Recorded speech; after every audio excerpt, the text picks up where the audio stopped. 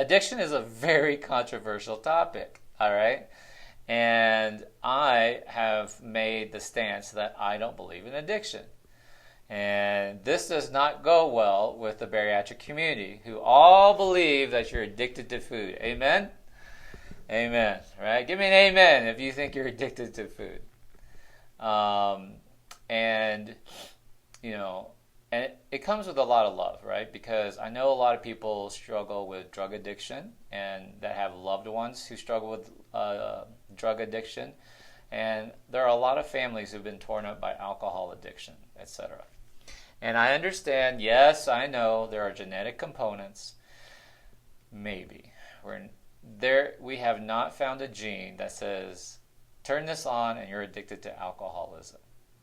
Well, we do have our population studies, which kind of indicates that there's an association that if you grew up in a family where your father was addicted to alcohol, then you're at higher risk for having an alcohol addiction, etc. But my question to you is this: is it really an addiction or is it a learned behavior? That's the first thing. There's this story. There are these two brothers.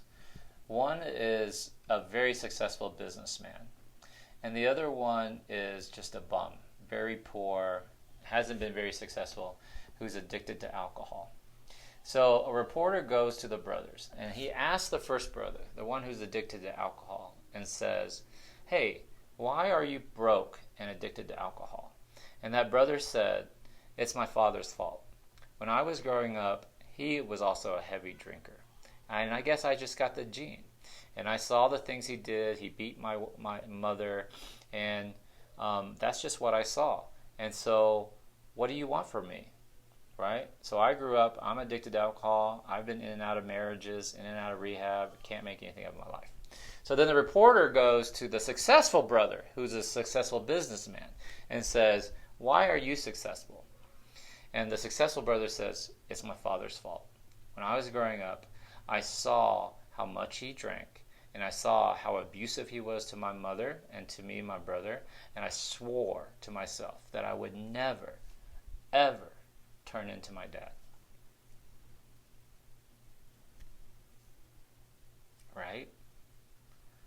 Think about that. You can translate that story to obesity. You can do studies where you look at family clusters and say, oh, this is a fat family. Is it really? Or is it a learned behavior? When you're a child growing up, do you know how to cook? Do you know how to prep your food? Do you know how to grocery shop? Do you have money to buy fast food? Do you have money to buy Coke? Or is it your mom and your dad who are busy, who are stressed out, who are emotional eaters? You understand what I'm saying? Who taught you that more cheese is good, but more cheese is better, honey.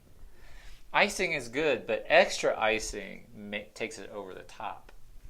It's really learned behaviors, right? So most epidemiological studies that talk about addiction as being familial, genetic, is probably flawed.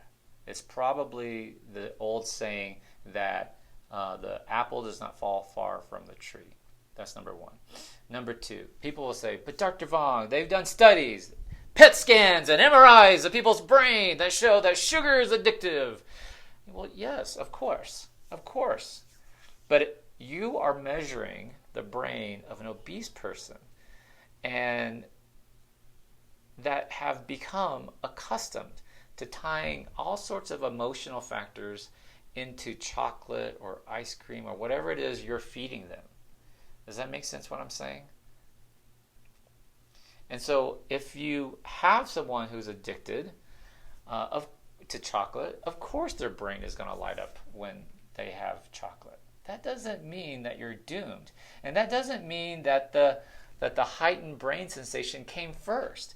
And lastly, that's no fucking excuse for you. That's no reason for you to abuse your body to get to be 300 pounds. I like chocolate. I like a lot of chocolate. I like nice chocolates. I also like shitty chocolates. I also like peanut M&Ms. I also like Almond Joys. But I don't fucking eat it very often. And I don't say I'm powerless over it. And maybe that's the last point about addiction.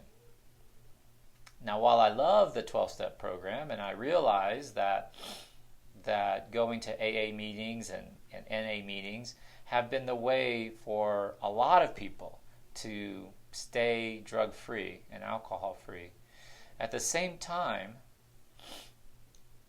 those groups really keep you disempowered.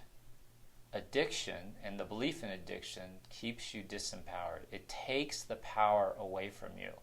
And I'm the opposite, bitches. I'm here to empower you. I'm here to tell you that you're all powerful, that you can do anything you set your mind to, that you're amazing, that you are awesome, that you can do anything you want to do. And ultimately, life is too short. And ultimately, you can choose to live it like that first brother, blaming everybody, your family, your father, for your addiction and your failures. Or you can be like your second brother, the successful one, who decided they were never going to do that. They were never going to live that way.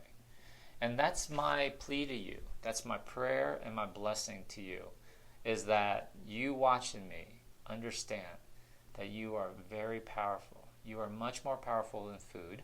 You are much more powerful than chocolate. You're much more powerful than your negative friends and family, and all the reasons that you think are keeping you obese. Yes? Love you guys very much.